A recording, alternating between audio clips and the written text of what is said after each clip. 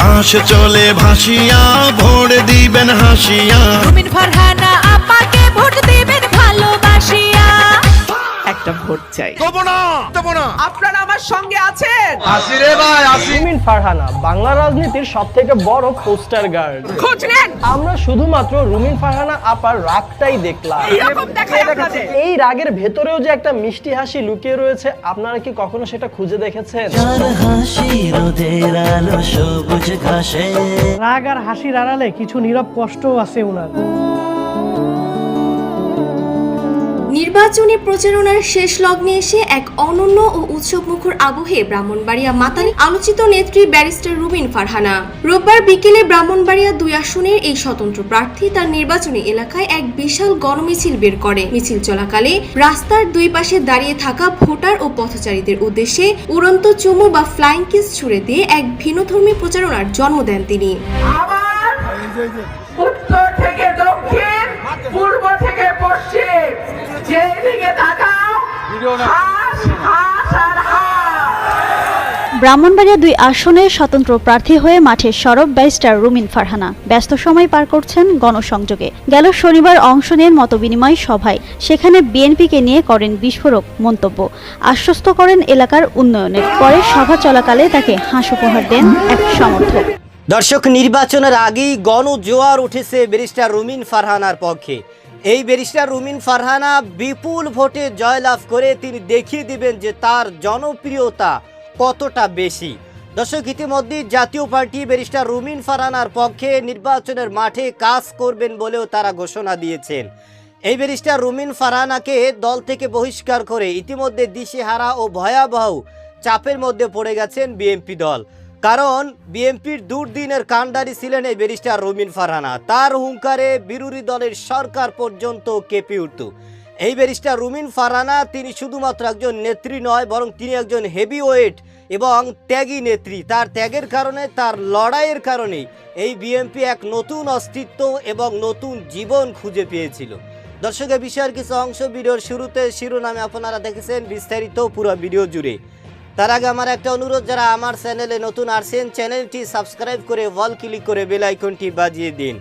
দর্শক, চলুন দেখে আসি রাজনীতির মহলে কি হতে চলেছে এবং ব্যারিস্টার রুমিন ফারহানা তিনি যে বিপুল ভোটে জয়লাভ করবেন সেটা আপনারা পুরো ভিডিওটা দেখলেই বুঝতে পারবেন।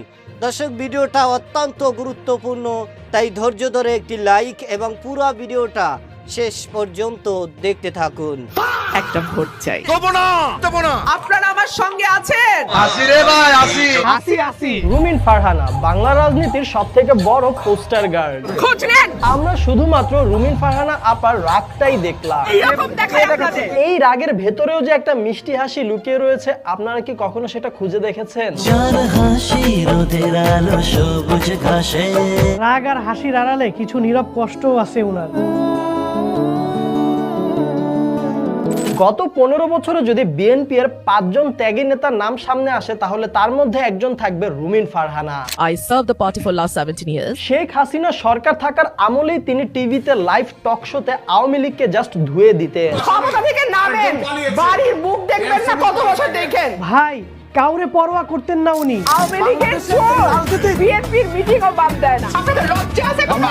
এত দুর্নীতিবাদ, এত লুটেরা। শুধুমাত্র টিভির লাইভ টক শোই না, সংসদেও পর্যন্ত তিনি বিএনপিকে ডিফেন্ড করতেন, বিএনপি এর অস্তিত্ব টিকিয়ে রাখতেন। বিএনপির মৃত ব্যক্তি, হজে যাওয়া ব্যক্তি মিথ্যা মামলা দিয়ে একেবারে জেরবার করে ফেলা হয়েছে। এক কথায় বলতে বিএনপি এর একটা ট্রাম্প কার্ড ছিলেন রুমিন ফারহানা।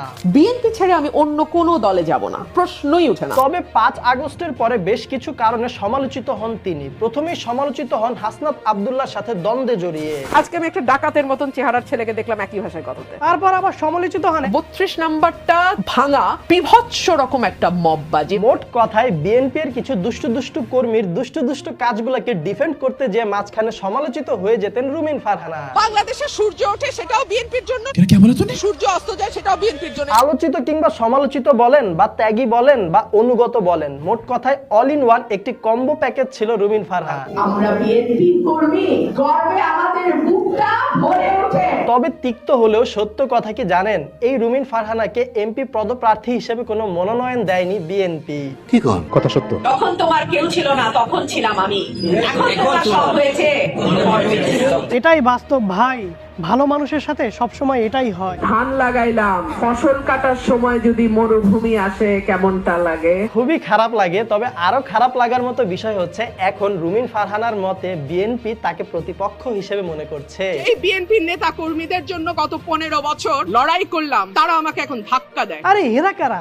এতদিন পর, এত বছর পরে কোথা থেকে এলো তারা? 15 বছর বাড়তে ছিলেন, গত 1.5 বছর একটু ঝুঁকি মারতেছেন বন্ধ থেকে। এখন দলীয় মনোনয়ন না পাওয়ার কারণে কি রাজনীতি থেকে সরে যাবেন রুমিন ফারহানা? আমি মনোনয়ন পাই নাই, কিন্তু আমার তো ভাই মাঠ ছাড়লে হবে না। তবে আগেই কিন্তু মনোনয়ন না পাওয়ার একটি আভাস পেয়েছিল রুমিন ফারহানা। জোটের সঙ্গে আলোচনা জন্যই আসনটি ফাঁকা রাখা হয়েছে। শেষমেশ দলীয় সিদ্ধান্তের বাইরে যে স্বতন্ত্র প্রার্থী হিসেবে এমপি পদের জন্য লড়ার সিদ্ধান্ত নিয়ে নেন রুমিন আপা। মানুষ যদি চায় আমার নির্বাচন করতেই হবে। রুমিন আপা ডিরেক্ট স্ট্রেট ফরওয়ার্ড। আমি রুমিন ফারহানা, কোনো দল লাগে না আমার। মূলত রুমিন ফারহানাকে আগে আমার তেমন একটা ভালো লাগতো না, তবে রিসেন্ট দুইটা কারণে তার প্রতি আমার একটা সফট সিম্প্যাথি কাজ করে। প্রথম কারণটা হচ্ছে তার প্রতি হওয়া অবিচার, ধানের শীষের জোয়ারের বিপক্ষে আমাকে স্বতন্ত্র লড়াই করতে হচ্ছে। আর দ্বিতীয় কারণটা হচ্ছে উনি আমার দেশি মানুষ, আমাদের দুইজনের বাড়ি ব্রাহ্মণবাড়িয়া। দেশি দেশি বাউন্ডারির মাইয়া। ব্রাহ্মণবাড়িয়া থেকে আগুন ভাই ব্রাদার কারা কারা আছেন কমেন্ট বক্সে জানান আপনার এলাকায় কে জিতবে। হু নোজ নির্বাচনে কি হবে। দল কোনো মার্কা না দিলেও সমস্যা নাই, নিজেই কিন্তু মার্কা বানিয়ে ফেলবে। মার্কা যাই হোক, নির্বাচন করব আমি। আপা দল তো আপনারে বহিষ্কার করে দিল, আপনার দলই তো আপনার সাথে নাই, কেমনে কি করবেন? আমার সাথে সাধারণ মানুষ আছে, ভোটার আছে। আসলেই ভাই রুমিন আপা কিন্তু ব্যাপক জনপ্রিয় তার এলাকায়। জনপ্রিয়তা দেখছে অন্য লেভেলে চলে গেছে কিন্তু এলাকার মানুষজন কিন্তু রুমিন ফারহানাকে বেশ পছন্দ করে। সোশ্যাল মিডিয়াতে কিছুটা ঘাটাঘাটি করে এর অনেকটাই নমুনা পাই। যেমন এলাকার বৃদ্ধ দাদি নানিরা তাকে দোয়া করে দিচ্ছে। দোয়ার পাশাপাশি অনেকে ভালোবেসে কিছু টাকাও দিয়ে দেয় নির্বাচনী প্রচারণার জন্য। আবার অনেক দাদি নানি হেসে গিয়ে খুনসুটি করে নেত্রীর গলায় পরিয়ে দেন মালা। মালার কথা যেহেতু আসলো, এই মালা দিয়ে রুমিন আপার গলা ভালোবাসা দিয়ে ঢালাইয়া দিচ্ছে এলাকার মানুষ। শুধু মালা পরায় না, সাথে থাকে অনেক অনেক ফুলের বর্ষণ। জনগণের ভালোবাসায় প্রার্থী রুমিন আপা। গলার মধ্যে 8-10 লেয়ারের ফুলের মালা আর মানুষের ভালোবাসা নিয়ে অটোতে চড়ে এলাকায় নির্বাচনী প্রচারণা করেন রুমিন আপা। তবে এখন মোস্ট ডিমান্ডিং কথা যেটা, সেটা হচ্ছে ধানের শীষ তো মার্কা হিসেবে পেল না, তাহলে রুমিন আপার মার্কাটা কি? আমাদের হাঁস মার্কা, আমাদের হাঁস মার্কা। দর্শক, নির্বাচনের আর মাত্র 2 দিন বাকি। ব্যারিস্টার রুমিন ফারহানার পক্ষে ইতিমধ্যেই গণজোয়ার উঠেছে। তার রাজনৈতিক নেতাকর্মীরা তাকে জয়যুক্ত করার জন্য রাজপথে ঝাঁপিয়ে পড়েছেন। কারণ তাদের সকলের একটাই দাবি, একটাই কথা, যে এই ব্যারিস্টার রুমিন ফারহানা এই বিপদের সময় বিএনপির দুর্দিনের কাণ্ডারি ছিলেন এবং তিনি একজন হেভি ওয়েট প্রার্থী এবং যোগ্য প্রার্থী। সুতরাং তিনি এদেশের এবং এদেশের মানুষের হয়ে কাজ করবেন এবং তিনি সকল রাজনৈতিকবিদদের মধ্যে যারা সত্য পথে রয়েছেন এবং যারা সবসময় সর্বদা সত্য কথা উন্মোচন করেন গণমাধ্যমে, তাদের মধ্যে অন্যতম হচ্ছেন এই ব্যারিস্টার রুমিন ফারহানা। দর্শক, ব্যারিস্টার রুমিন ফারহানাকে জয়যুক্ত করার জন্য ইতিমধ্যে জাতীয় পার্টি যোগ দিয়েছেন ব্যারিস্টার রুমিন ফারহানার পক্ষে এবং ব্যারিস্টার রুমিন ফারহানাকে জয়যুক্ত করার জন্য নির্বাচনের মাঠে তারাও একসাথে এক পক্ষ হয়ে কাজ করবেন বলেও ঘোষণা দিয়েছেন। দর্শক, রাজনীতির চাল ইতিমধ্যেই শুরু হয়ে গিয়েছেন। ব্যারিস্টার রুমিন ফারহানা গণমাধ্যমে, টকশোতে, সামাজিক যোগাযোগের মাধ্যমে সব জায়গায় কিন্তু তিনি দীর্ঘ 18 বছর এই বিএনপি দলের কথা বলেছেন এবং এই বিএনপি দলের জন্য তিনি লড়াই করেছেন।